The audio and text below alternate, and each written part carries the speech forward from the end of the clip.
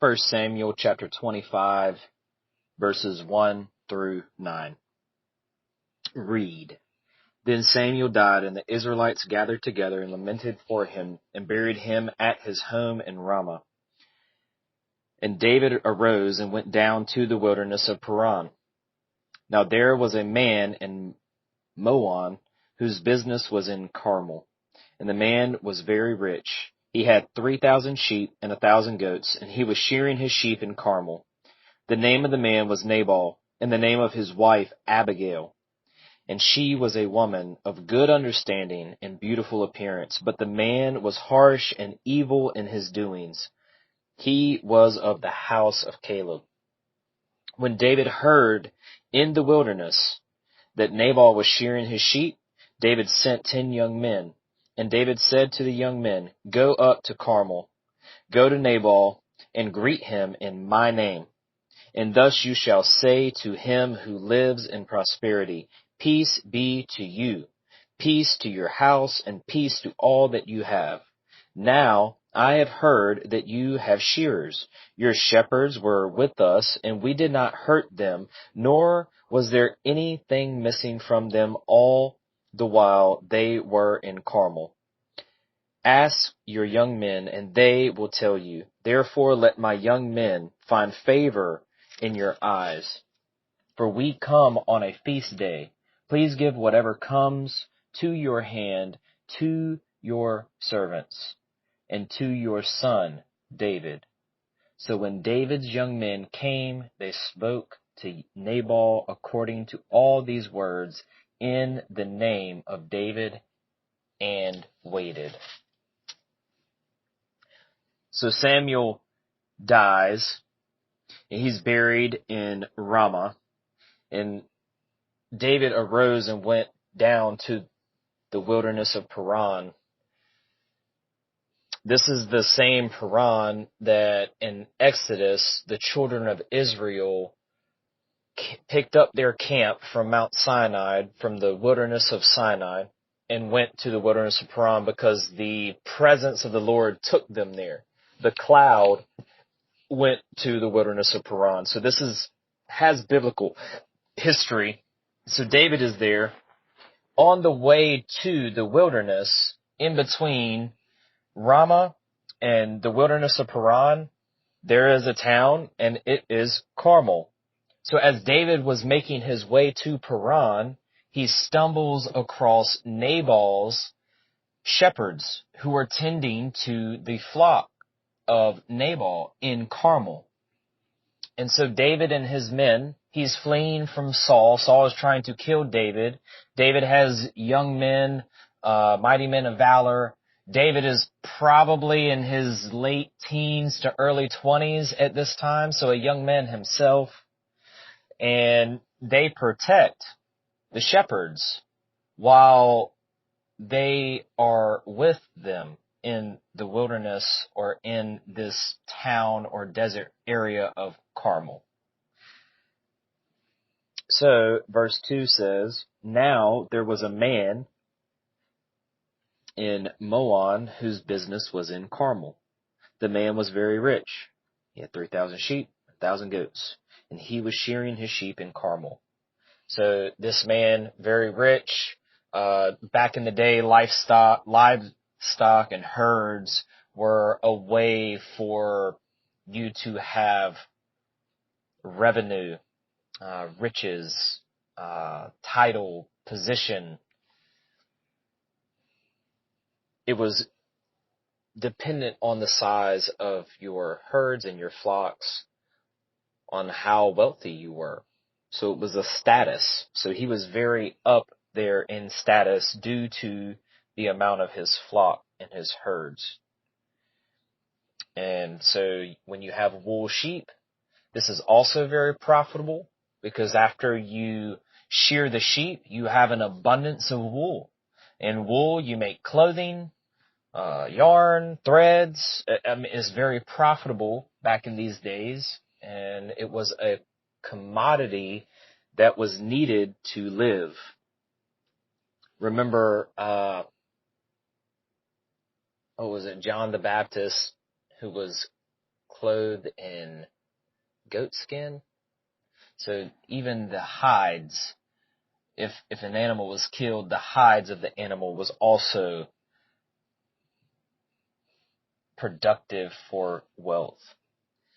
So he had a lot. He had a lot. He was shearing his sheep. Verse 3, the name of the man was Nabal.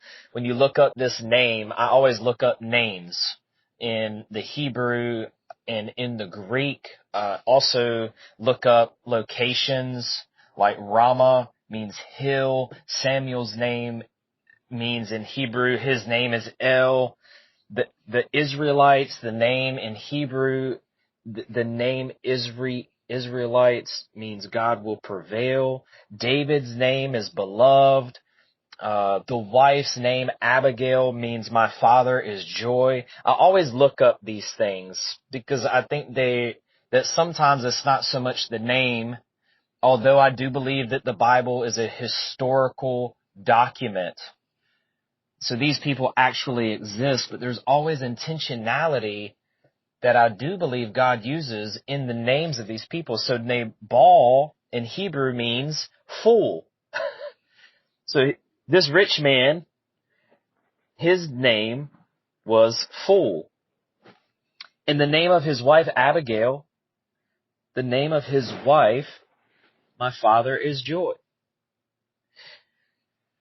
And so I think these are important to just continue to follow as we read through. Okay, so this man was harsh.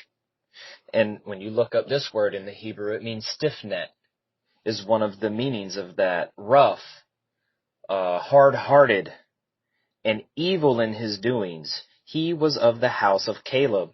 And even this name Caleb means dog.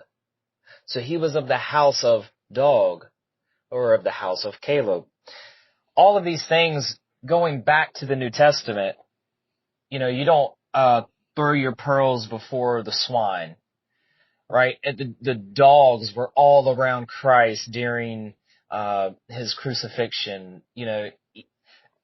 Jesus says to the Gentile woman, like, am I to give the food to the dogs? So not a good connotation, even though this Caleb was the same one that was with Joshua. But it's interesting how Nabal is of this house. And he's a fool. And he's a rich man who has a lot. Verse 4. When David heard in the wilderness that Nabal was shearing his sheep, David sent 10 young men. Like I said, David was only in his late teens, early 20s, so he's a young man himself.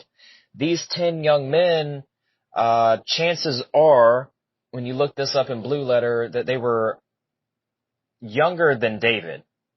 So maybe mid-teens to early teens, to send message to Nabal.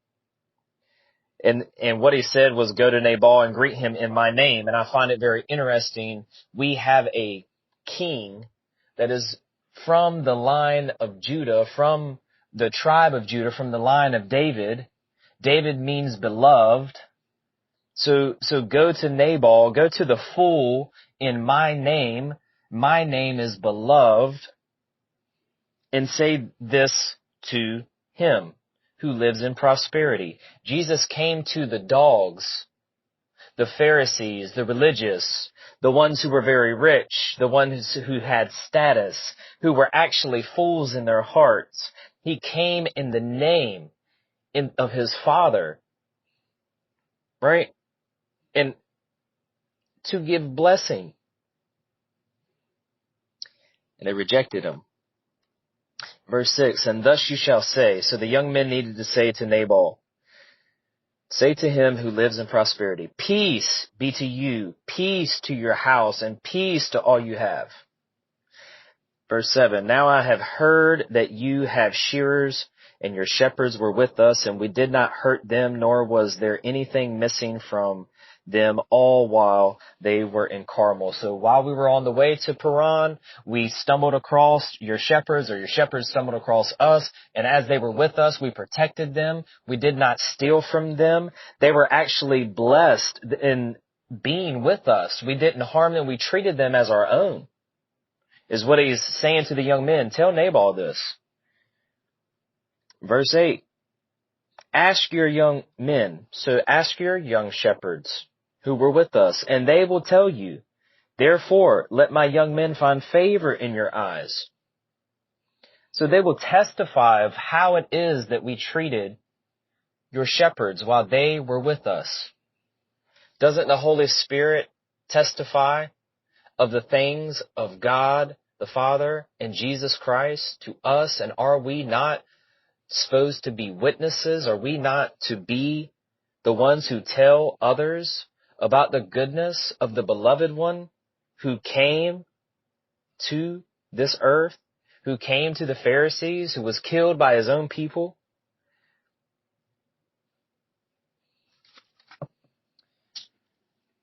So have favor to us, for we come on a feast day. In the Hebrew, it's in the King James, it says on a good day. Because when I saw feast, I figured, is it one of the feasts of, that was required for the children of Israel, or is this just a day? And as I did a little bit of research, just because there was an abundance of shearers to shear 3,000 sheep is a lot.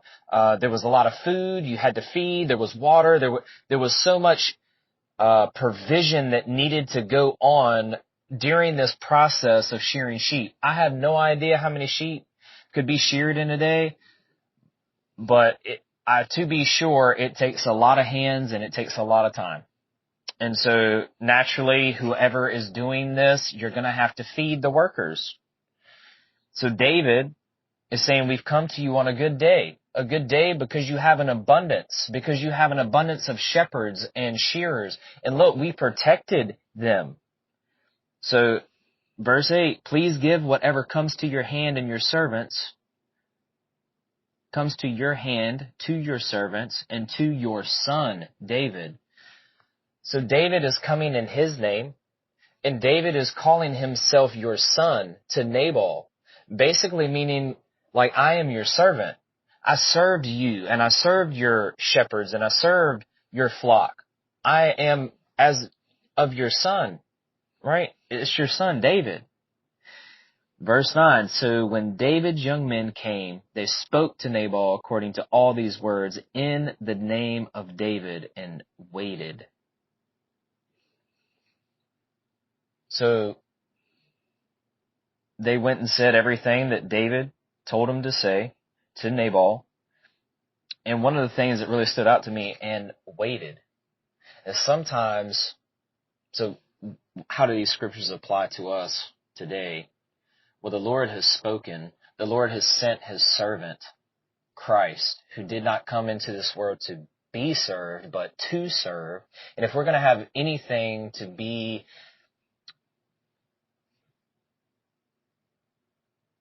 in relationship with Christ, he says, you are going to be a servant as I was a servant. David was a servant to Nabal, the fool. Jesus was a servant to the Pharisees, the fool, the stiff-necked, the hard-hearted. Jesus came. David spoke to his servants. We are the servants of Christ. And sometimes when he speaks to us, the requirement in that is that we wait and we're very patient. And also, it's very important that as his servants, that we speak what it is that he has spoken. This is the gospel. These are the teachings and the commands and the decrees and the statutes in which he commanded for us to upkeep. So how are you waiting on God today? How are you going forth and speaking what it is that Jesus Christ has told us to shroud your feet, to prepare your feet for the gospel of peace? Go, peace to you, peace to your house, peace to all you have. How are we going as Jesus' servants to go to the fool, to go to the stiff-necked and be a witness and to testify of the things that we have experienced, the things that we have come to love, the love that we've come to understand that God the Father and Jesus Christ have for us? Y'all be blessed.